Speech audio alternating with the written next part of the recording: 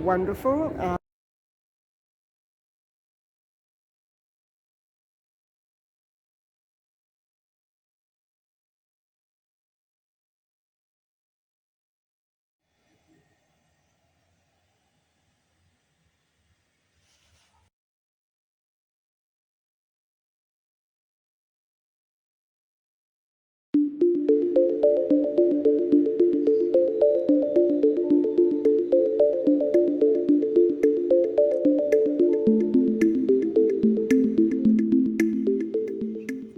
Welcome to my channel.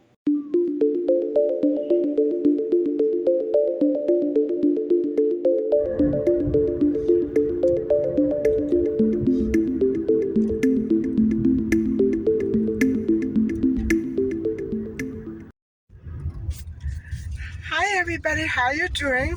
I'm just out here enjoying a beautiful 31-degree day.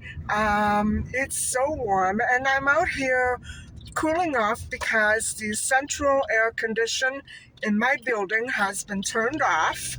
And so I'm just, it's such a beautiful day. I'm not sure what I'm going to be doing, but I'm going to be taking you along with me.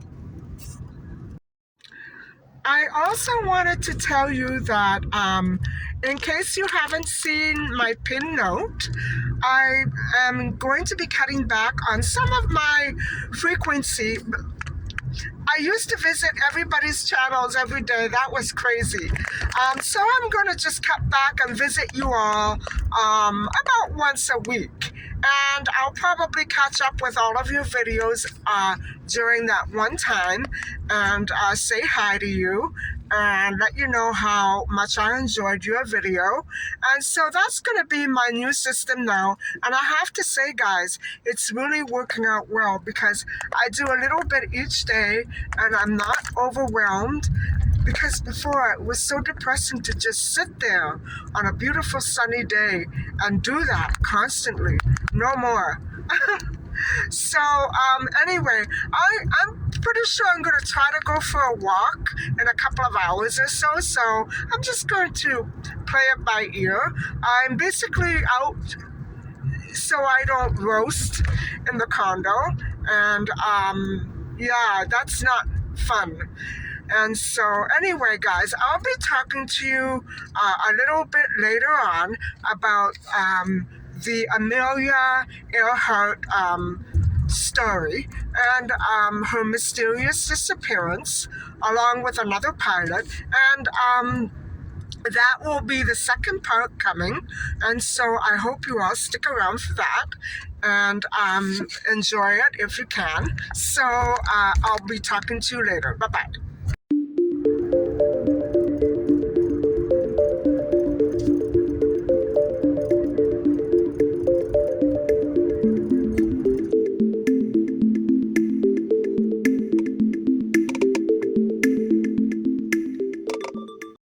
Hi everybody, how you doing? I'm just pulled over here finishing off my drink, and I thought I would take this time right now to continue with the second part of our story on Amelia Earhart, who was the first woman aviator ever to have flown across the Atlantic Ocean solo. And so I she disappeared in 1937, and where we left off yesterday was that when she was about 10 years old, the family moved away from one area and they went to Iowa, where her dad was transferred and he worked at the railroad system. And so what happened was things were kind of stable and steady for the family. Um, so their finances began to look up a bit. They moved into another house and they acquired two servants. And so even though things were for a while going more or less smoothly, Edwin, Amelia's father, was slowly becoming worse and worse, an alcoholic. And so, it's it's very sad that she had to watch her father deteriorate like that. Although he never really, never really, he wasn't an abusive person. And so I think we have, that to at least, be joyful for, that Amelia was not an abused child. And so, for the life of me, I've tried to find other, sources and information. And it's not known that she would ever, she wrote, guys, and she never, ever, from as far as I know, she never wrote anything that that would have sounded as though she had been an abused child. So I'm happy about that, at least. So that means that the family moved to Iowa in 1909, and within 5 years, Edwin had become an alcoholic. And so, he was actually forced to retire. And although he attempted to rehabilitate himself, um, through treatment, he was never reinstated at the, Rock Island, railroad system. And so that's unfortunate. He did try, guys. I believe that he was a very good person. And so, at about this time, during this 5 year span, um, Amelia's grandmother, I am the one on her maternal side, passed away. Um, and her name was Amelia Otis. And that grandmother passed away and left a very substantial estate placed in, um, Amelia's mother's name. And so, um, but the thing is, guys, and this is the sad part, because of Edwin's drinking, the money was put into, an estate. It was like a trust fund, because the grandmother had been very, worried that, Edwin would just take all that money. So, I'm not getting a good sense of exactly what kind of a man, Edwin really was. I would never assume that he would be a criminal, but if the, grandmother was worried about that, something must have been up. And so the Otis house where the grandmother had been living was auctioned off, and it wasn't given or passed down to the family. It was sold. And so, all of the contents inside, everything was gone. And so the Otis house, was basically auctioned off. And so, that, Amelia was very deeply affected by this. Not only didn't she have her grandmother anymore, whom she adored, but, to have all of those possessions and all of those memories just passed off like objects, that which they were, but she had no connection to her past. You know what I'm saying? Um, it's very sad. I can't imagine that. And so, Amelia herself writes about this in her memoirs, and she describes this as being the literal end of her life, of her actual childhood. I'm sorry, not her life, her childhood. And that was very traumatizing. Um, I can't imagine a child going through that. And having to feel that sort of heartache at that young an age, not having anything about her grandmom to hang on to, or anything like that. You know what I'm saying? I I don't know. I can't put it into words. I'm thinking of when, my family and I sold our condo abroad. And it, I was a big adult by then, but I can only imagine the feeling because you feel as though everything is completely gone. Your connection to a good life filled with wonderful memories is completely gone. Uh, as the people dear to you were. So, um, very traumatizing. And so in 1915, after a very long search, Amelia's father Edwin found work as a clerk at the Great Northern Railway in St. Paul, Minnesota, um, where Amelia entered Central High School as a junior. And so Edwin applied for a transfer to Springfield, Missouri in 1915, but the claims officer who was supposed to leave reconsidered his retirement and demanded his job back. So um, he lost that he lost that position. So at that point, when Edwin lost that job, in 1915, Amy, Amelia's mother, took the kids and she went to Chicago where they lived with friends. Wow. And so Amelia made an unusual condition in the choice of her next school, where she sort of went around and canvassed the nearby schools in that area, and that would be Chicago. And she actually rejected the high school closest to her and complained that the chemistry lab was just a kitchen sink.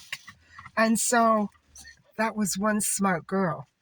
And so she enrolled in Hyde Park High School and spent a miserable semester there, where a yearbook caption pictures her as the essence of unhappiness.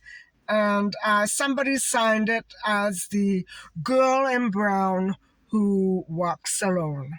Sorry about that, guys. I had to move because I was in a kind of a tricky spot.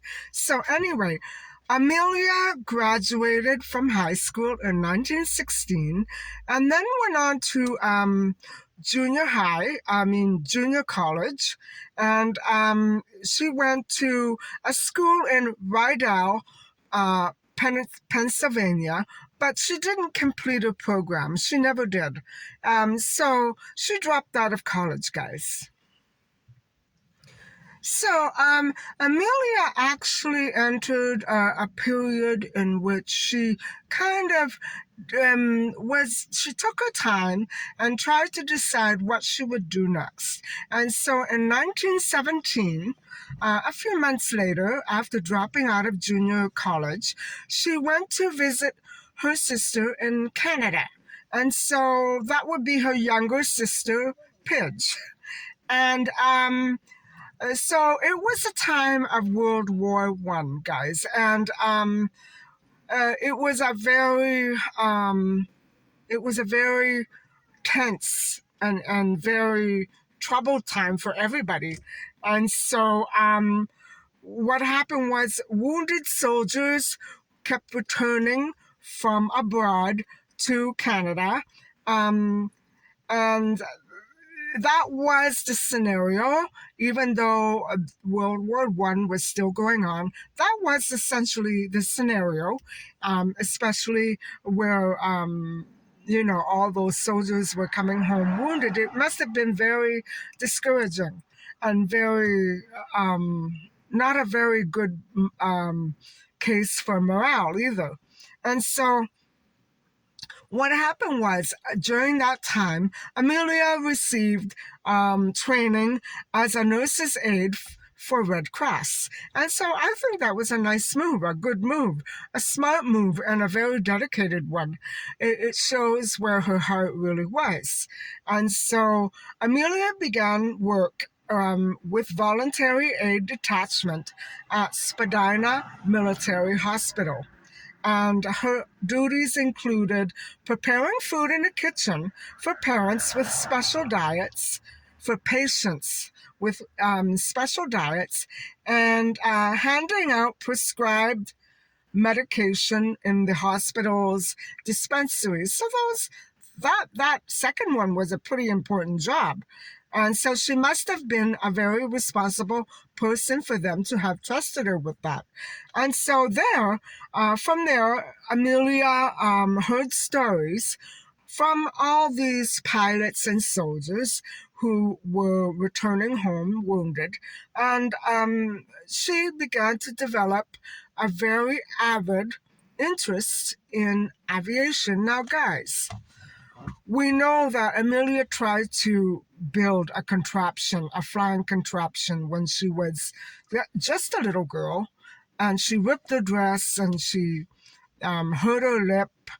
But then when her father tried to get her interested in aviation, she turned her nose up at, the idea, and she was never interested. And so I'm wondering, she was inspired by these soldiers and these pilots. And it's a very interesting story indeed, how she became interested in aviation through dedicated work. Wow. Okay, so 1918 comes along, and it was a time of pandemics. In case nobody out there has ever heard of it, 1918 was a year of the pandemic of the Spanish flu, which had very similar symptoms to COVID-19. And they went through the same thing, guys. They put on the masks.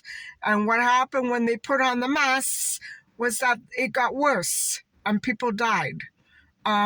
So I'm going to leave it at that. But the pandemic flu did reach my city, where she was with her sister.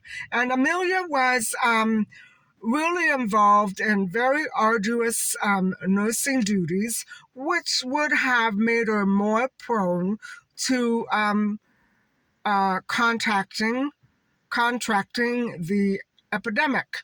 And so her duties included night shift work at the military hospital, and she herself became a patient and experienced pneumonia and maxillary sinusitis.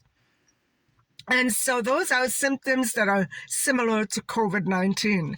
And so she was hospitalized in early November 1918, and then discharged a month later in December. And 2 months after, it was actually 2 months after her illness had started. But it kind of lingered on, guys. And so her sinus-related symptoms were pain and pressure around one eye. That must have been awful. And massive amounts of mucus drainage via her nostrils and throat. So while in the hospital during the pre-antibiotic era, remember that, pre-antibiotic era, I hadn't realized that it was still before antibiotics was actually in use. You know what I'm saying?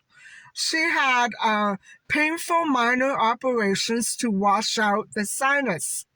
I could have, easily advised her, why don't you try putting a little polysporin in your ears and maybe in your nose and see if that works, because what it'll do is it'll just grab everything and suck it right out. I'm not kidding to you guys. I'm not kidding.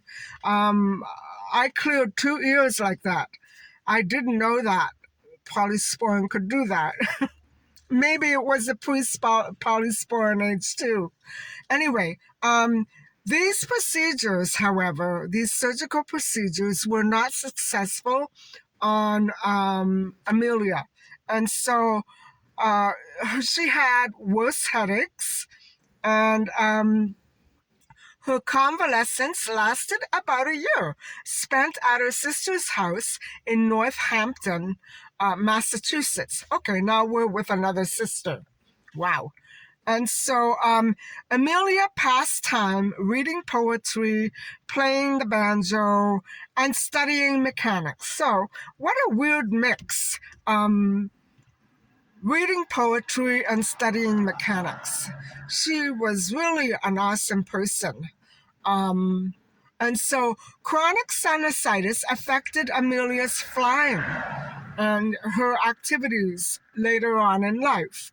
And on the airfield, she wore a bandage on her cheek, a band aid, to cover a small drainage tube. Uh, that's very unfortunate that she had to go through that. And I know that flying would have made that much worse. So, anyway, I don't hear much else about her sinusitis or her health problems throughout the rest of this article. But I think we're going to stop here for now, and we'll continue, and we'll go on with part three. I'm not sure if I'll be doing it tomorrow or the next day or whenever.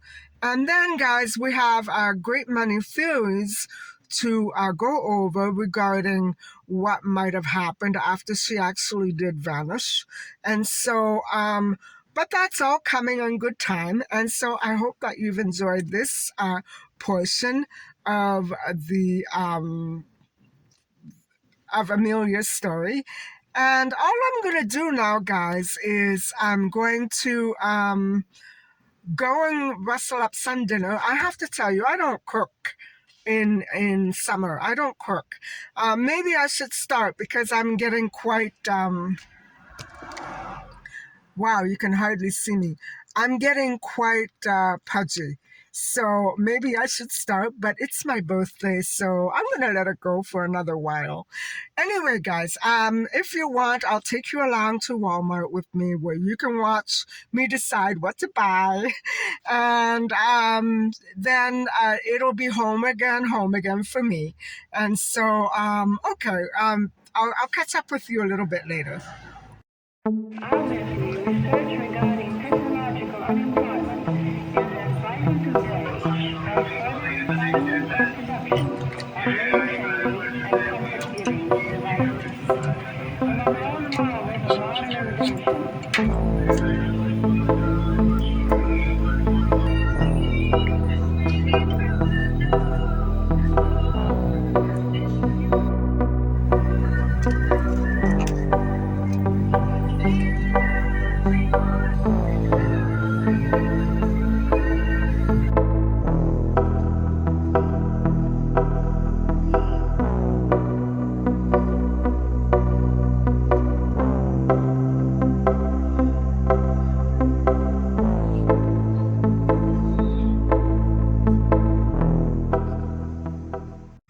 Hi, everybody. So I'm back home, and I have about a $30 haul for you, and it's just a couple of things that I know I like, and because it's my birthday this week, I think I'm just going to, stick with this for a while. Maybe I'll go out to eat once, and that's about it. Um, I'm not doing anything for my birthday. I never do. I always imagine I want my birthday to be like every other day. And yes, I'm very sure it's going to be. So let me show you my little haul, and then I will close off the vlog because I've done my discussion with you, and that's it. So hold on, and I'll switch to view. So these are my few items, and I really love this orange juice. It's my second time buying it, and if there's anything I don't like, it's orange juice with really heavy sweet flavor. and sugar. I don't like sugar in my orange juice. I prefer to squeeze my own, but because I only have one orange, I thought maybe I would get a bottle of this. I just love it. And I have no more whitener for my coffee. I haven't been having much luck finding coffee cream, and so I hate milk in my coffee. This is the only thing I can abide. And I decided to pick up some of these simply because the buns are so thick. I'm getting tired of those hamburger buns. What can I say? And then I decided to try these. I've heard a lot about these, and I think they're going to be pretty good. And I love black bean burger. You know that from all of my winter vlogs. And so I think this is exactly what I'm going to eat tonight. These three items. And that's the haul. It came to around $30. So not bad, eh? So guys, that's my vlog for today. It wasn't much of a day for me. I spent most of it inside trying to keep cool. Um, the air condition has been restored to working order. It doesn't really feel much like it, but it is comfortable in here now, and I do have the door open. But the thing is that I had the dryer going on all day, and so it made the situation pretty bad for me. And I have to grab the chance when I can to wash my linens and my bed sheets and stuff like that, because my cat, she's got this thing that she wants to be on that bed all day long, and there's no making her budge. Anyway, so I'm waiting on my sheets to dry, and I meanwhile have so much laundry to fold, and I'm sure you don't want to see that. So I'm going to say good night now. Thank you very much for listening and watching, and please don't forget to like and subscribe. Bye for now.